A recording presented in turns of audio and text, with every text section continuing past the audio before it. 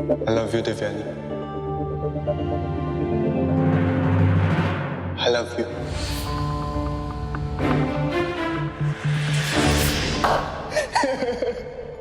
अरे क्योंकि मैं मजाक कर रहा हूँ देवयानी।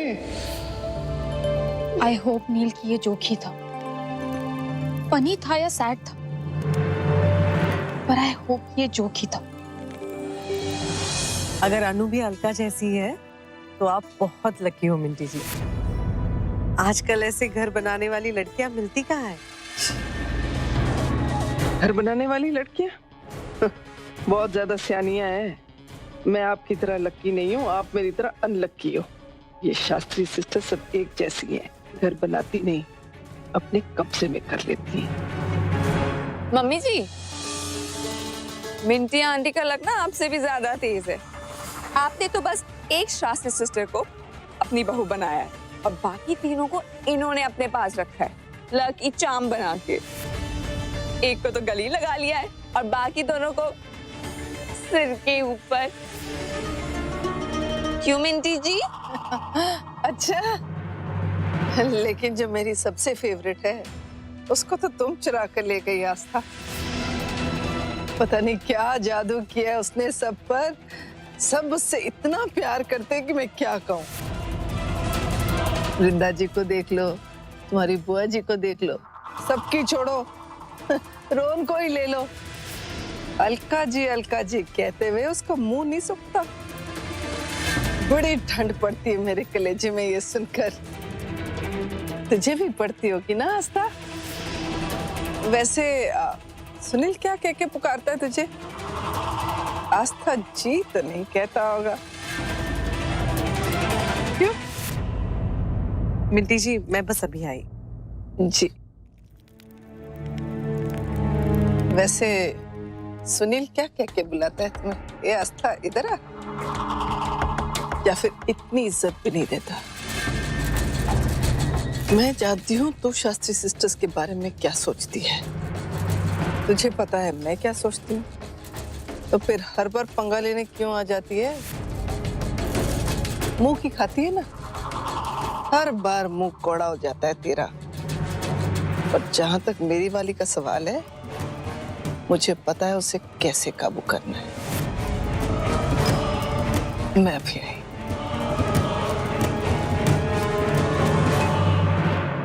पता नहीं ऐसा क्यों लग रहा है, भाभी जी खुश नहीं है।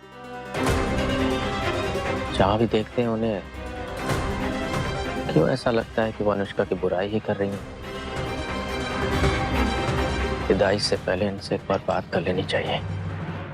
मिस्टर नारायण शास्त्री, रोने की तैयारी कर लो, विदाई का टाइम जो आने वाला है। क्या वो अकेले रोने में शर्म आएगी क्या? मैं आपसे ज्यादा रोने वाला हूँ। हम दोनों दोस्त अपने अपने रुमालों से एक दूसरे के आंसू पोंछेंगे।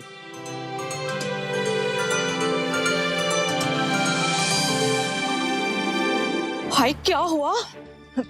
मुझे हॉल पड़ रहे हैं सोच सोच के कि अनुष्का मेरे घर में आने वाली है।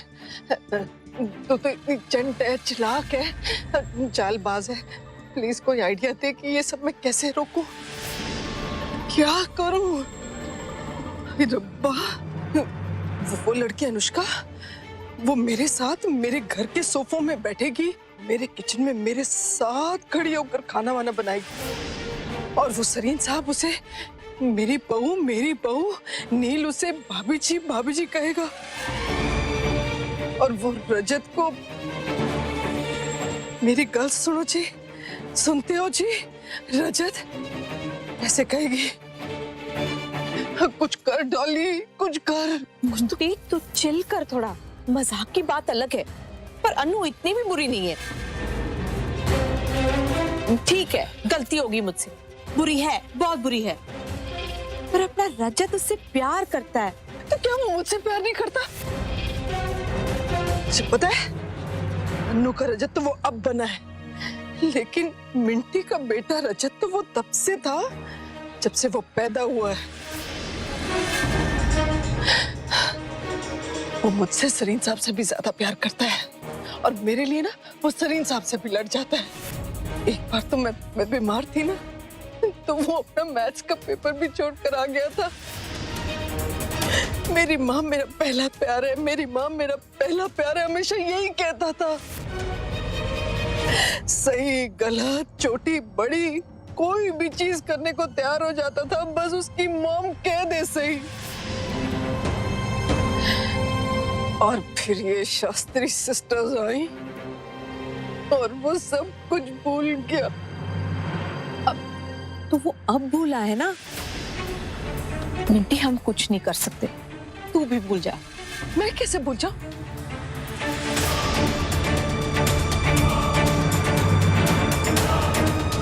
लेकिन हाँ, एक काम कर सकती हूँ, उसे याद दिला सकती हूँ।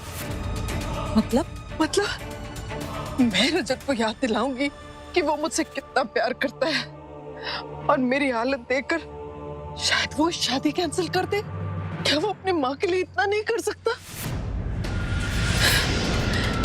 मेरी बुरी हालत तो वैसे ही है, आंसू तो वैसे ही निकल रहे हैं। जरूरत पड़ने पर मैं और रोऊंगी और आंसू बहाऊंगी, लेकिन कुछ भी करके उसे कन्विंस कर लूंगी। और फिर अनुष्का की विदाई शास्त्री हाउस से तो क्या, सरीना हाउस से ही करवा दूंगी। हाँ, यही सही रहेगा। मुझे ये करना ही होगा, मुझे ये करना ही होगा। हाय बाबा, बेटा विदाई से पहले ही सारी तैयारियां पूरी कर लेना, आखिरी मिनट के लिए कुछ छोड़ना मत, ठीक है? अरे पापा, इन्हें पता नहीं चलेगा क्या करना है, हम इनकी हेल्प कर देते। ठीक है बेटा।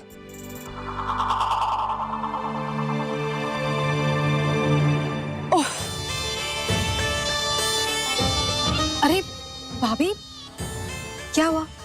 आप ठीक तो हैं? हाँ हाँ, मैं ठीक हूँ।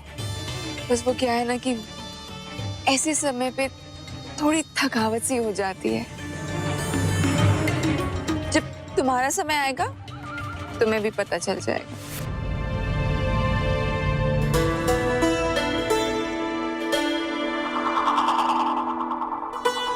भाभी, आप एक काम कीजिए, आप कमरे में जाके आराम कीजिए। हाँ। गुड्डू, भाभी को ऊपर ले जाओ।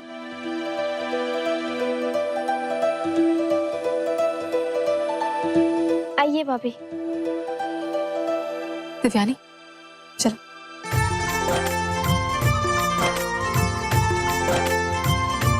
अनु, चलो।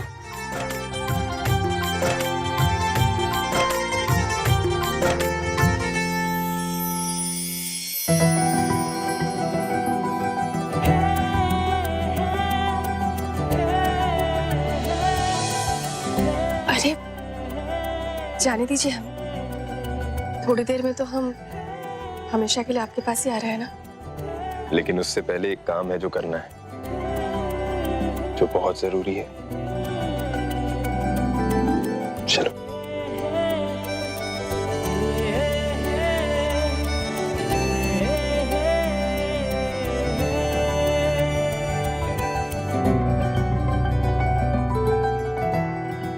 तुमने मुझे कुछ दिया था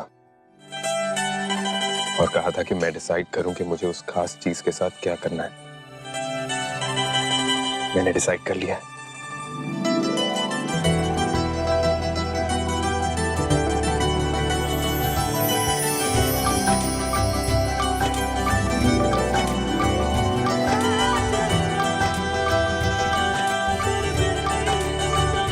मैं इससे तुम्हें बांध के रखना चाहता हूं, हमेशा हमेशा के लिए अपने साथ।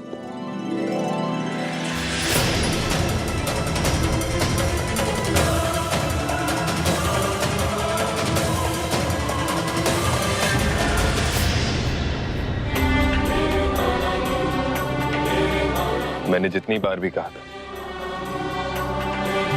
वो काफी नहीं था। आई एम सॉरी अनु, मुझे खुद नहीं पता कि क्या हो गया था। मुझे पता नहीं क्यों मेरा दिमाग खराब हो गया था।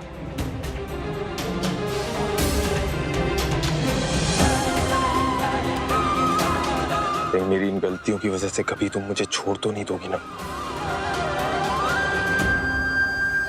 नहीं, गलतियां तो हमसे भी कम नहीं हुई है रजत। कभी उसूलों की, कभी परिवार की, बार बार आपको चोट पहुंचाते रहे। जहां हमें बलिदान देना था वहां जबरदस्ती आपसे भी मांगते रहे। कहीं इन गलतियों के आप हमें कभी छोड़ तो नहीं दोगे?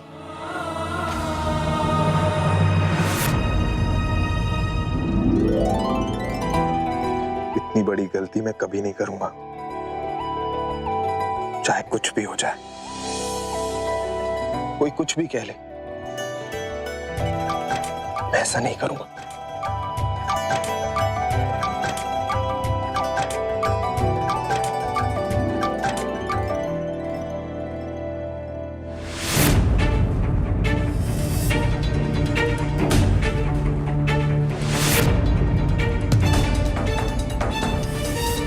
अगर ये जोक कर रहा था तो अब नॉर्मल एक्ट क्यों नहीं कर रहा है?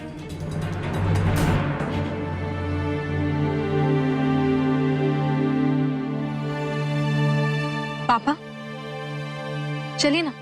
तुम लोग चलो बेटा, अनु को लेके आ। ठीक है पापा। दिव्यानी चलो।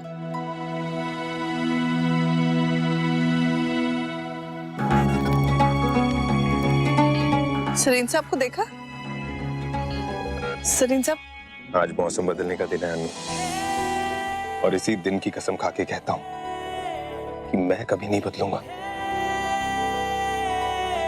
जैसे लोड़ी की ये आग सर्दी की रात से लड़ रही है ना, वैसे ही मैं तुम्हारी जिंदगी की हर काली रात से लड़ जाऊंगा। तुम्हारी जिंदगी में कभी भी अंधेरा नहीं आने दूंगा, ये वादा है मेरा। आपने सरीन साहब को देखा? अब आपने सरीन साहब को देखा? हाँ, वो घर की तरफ गए। भाभी जी एक मिनट, आपसे कुछ बात करनी है। कहिए। मैं सोचता था कि हमारी शादी कैसी होगी जिससे तुम्हें सबसे ज्यादा खुशी हो। Destination wedding, simple wedding, Delhi में होगी या फिर कानपुर में होगी, लेकिन कभी ये नहीं सोचा था कि हमारी शादी ऐसे होगी। हमारा प्यार ये डिजर्व नहीं करता, तुम ये डिजर्व नहीं करती हो। तुम्हारी शादी तो ऐसे होनी चाहिए जिसमें लड़का तुम्हें बार बार मनाए, तुमसे कई सारे वादे करे और फिर जाके तुम हाँ कहो।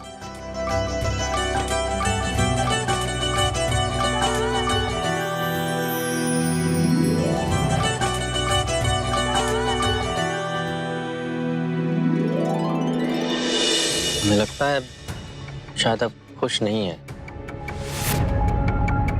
हो सकता है शायद हमारी बच्चियों से गलतियां हुई हैं, जाने दीजिए, नादान है, बच्चियां हैं। पर हाँ, इस बात को भी नजरअंदाज नहीं किया जा सकता कि उन्होंने इस घर के लिए बहुत लड़ाइयां लड़ी। हमारे भी बस में कुछ होता तो पता नहीं हम क्या करते। पर हाँ, अगर दोनों बच्चों को ऐसा लग रहा है कि वो साथ खुश रह सकते हैं तो हमें भी उनकी खुशी में खुश हो जाना चाहिए। इसी में हमारा भी बड़प्पन है। हम जानते हैं भाभी जी, हम जब से यहाँ आए हैं आपको कुछ तकलीफों का सामना करना पड़ रहा है, पर हमारा विश्वास मानिए, हमारी बेटियां बहुत सरल जीवन व्यतीत कर रही थी कानपुर में। अगर कोई दुख था उनके जीवन में तो वो था सिर्फ उनकी मां का देहांत। आपसे हमारा आग्रह है, अगर आप उसे अपने घर आने दें तो शायद उसका दुख कुछ कम हो जाए। सरीन ने बताया था हमें एक बार बहुत पहले कि आपकी बड़ी इच्छा थी कि आपकी भी कोई बेटी हो सकता है भगवान ने अनुष्का को ही आपकी बेटी बनाकर भेजा हो। भाभी जी, हमारी आपसे विनती है, आप एक मौका तो दें। आप अनुष्का को स्वीकार तो करें अपनी बहू के रूप में। हमें पूरा विश्वास है आपको बहुत खुशी मिलेगी। मुझे खुशी तब मिलेगी जब आपकी बेटियां मेरी जिंदगी से बहुत दूर चली जाएंगी।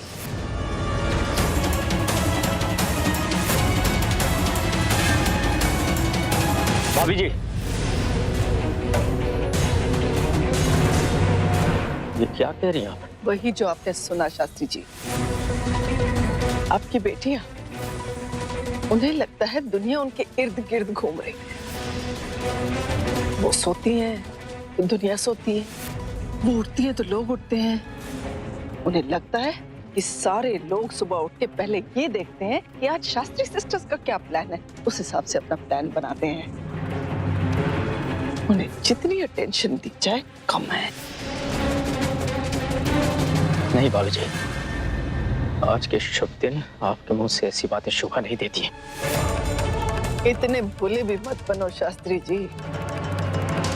बिना पिता के शय के लड़कियां इतना बड़ा कांड तो कर नहीं सकती। पूरी प्लानिंग करके आए थे ना।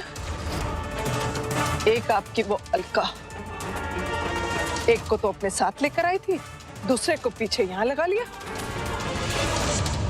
और वो देवयानी, बबली, चटर पटर बोलने वाली, जिससे लगता है कि लड़के उस जैसों पर मर मिटते हैं। और फिर आपकी अनुष्का शास्त्री, उसूलों की देवी, बलिदान की मूरत, जो देवयानी जैसों पर नहीं मरते, वो अनुष्का जैसों पर मर मिटते हैं।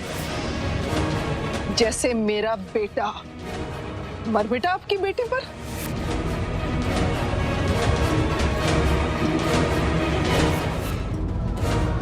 पूरी प्लानिंग करके आए थे ना। बिठा लिया होगा अपनी बेटियों को सारा प्लान समझाने के लिए कि देखो भाई, मैं तो नहीं, मैं नहीं, आप तो कानपुर वाले हैं ना। मैं को हम कहते हैं कि हम जा रहे हैं दिल्ली, हमारे पास सरकारी नौकरी है, रुपया पैसा तो है नहीं, इसलिए जो पहला रईस लड़का मिले उस पर धावा बोल देना और अपने प्यार का जादू ऐसा फैला देना कि वो अपने माँ बाप को भूलकर उनके नाम की माला जपनी शुरू कर दे, जैसा मेरा बेटा कर रहा है।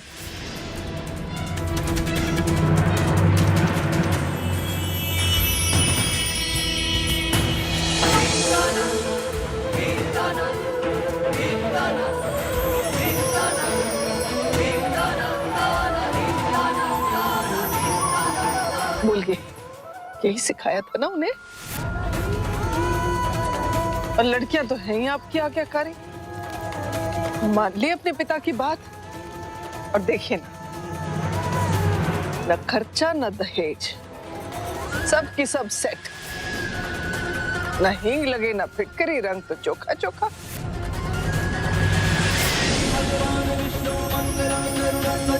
मंगलम पुंडरीकाक्षा मंगलाय तनोहरि मंगलम भगवान विष्णु मंगलम गरुड़ध्वजा।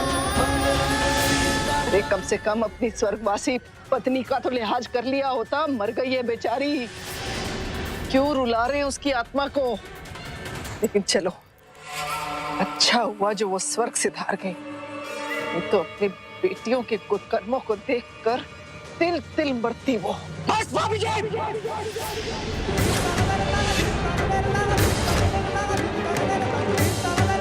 पापा,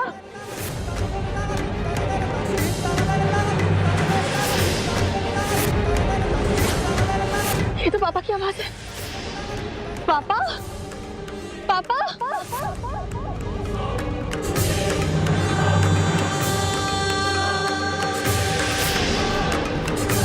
अब आगे एक शब्द भी हमारी बच्चियों के खिलाफ आप नहीं बोलेंगे।